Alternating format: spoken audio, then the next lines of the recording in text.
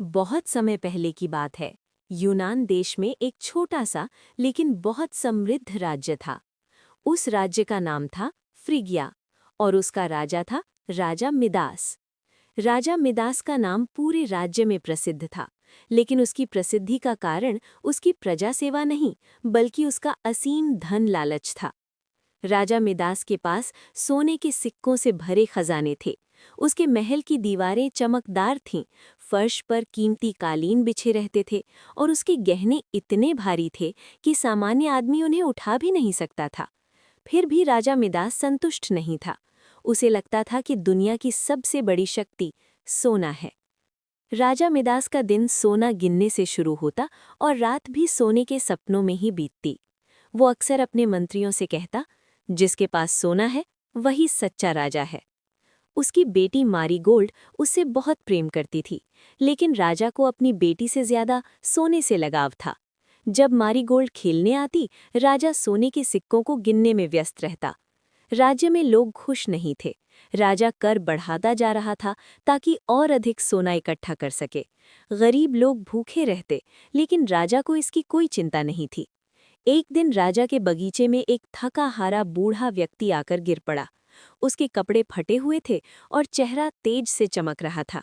ये कोई साधारण व्यक्ति नहीं था, बल्कि देवताओं का दूत था जो मनुष्यों की परीक्षा लेने धरती पर आया था।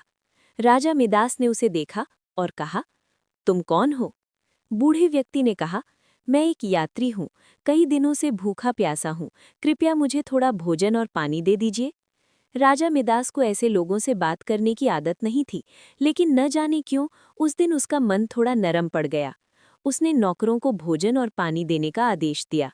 बूढ़े व्यक्ति ने भोजन किया और संतोष से मुस्कुराया।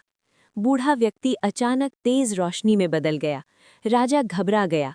तभी वो व्यक्ति बोला, राजा मिदास, मैं एक देवदूत हूँ। तुमने मेरी सहायता की है, इसके बदले मैं तुम्हें एक वरदान देना चाहता हूँ। जो चाहो मांग लो। राजा मिदास की आंखें चमक उठी। बिना सोचे समझे उसने कहा, मैं चाहता हूं कि जिसे भी मैं छूं वो सोना बन जाए। देवदूत ने गंभीर स्वर में पूछा, क्या तुम सच में यही चाहते हो? अच्छे से सोच लो। लेकिन राजा मिदास का लालच उसकी बुद्धि पर भारी पड़ गया। हाँ, मुझे यही चाहिए। देवदूत ने कहा, ठीक है, जैसा तुम चाहते हो वैसा ही होगा। इतना कहकर वो देवदूत अदृश्य हो गया। राजा खुशी से उछल पड़ा। उसने सबसे पहले अपने सिंहासन को छुआ, वो सोना बन गया। उसने मेज छुई, वो भी सोने की हो गई। दीवार, फूलदान, मूर्तियां, सब कुछ सोना। राजा हंसते हंसते बोला, अब मैं दुनिया का सबसे अमीर राजा हूँ। कुछ देर बाद राजा को भूख लगी। उसने भोजन मंगवाया। जैसे ही उसने रोटी उठाई, वो सोने की बन गई। पानी का गिलास उठाया, वो भी सोने का बन गया। राजा घबरा गया। ये क्या हो रहा है?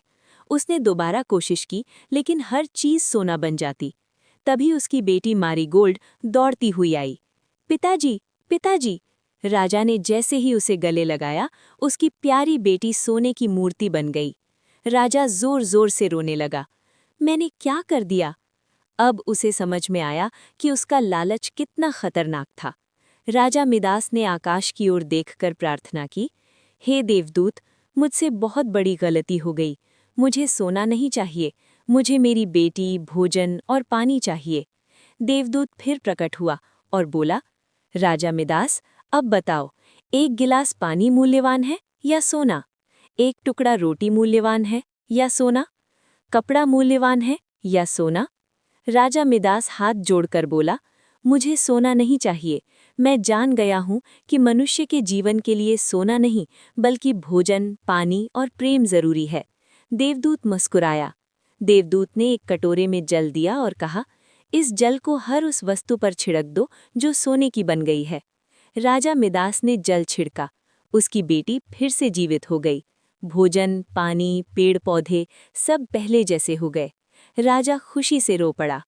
उस दिन के बाद राजा मिदास पूरी तरह बदल गया। उसने कर कम कर दिए, गरीबों के लिए भोजनालय खोले। अब वो सोने को नहीं, इंसान को महत्व देता था। राज्य फिर से खुशहाल बन गया। कहानी की शिक्षा। दोस्तों, इस कहानी से हमें ये शिक्षा मिलती है कि मनुष्य चाहे कितना भी अमीर और कितना भी गरीब हो, उसे कभी भी लालच नहीं करना चाहिए। अत्यधिक लालच करने से उसके पास जो होता है वो उसे भी गवा देता है। अगर आपको हमारी कहानियाँ पसंद आई हों तो लाइक करें, शेयर करें और ऐसी ही प्यारी सीख देने वाली कहानियों के लिए हिंदी मनपसंद कहानियाँ चैनल को सब्सक्राइब ज़रूर करें।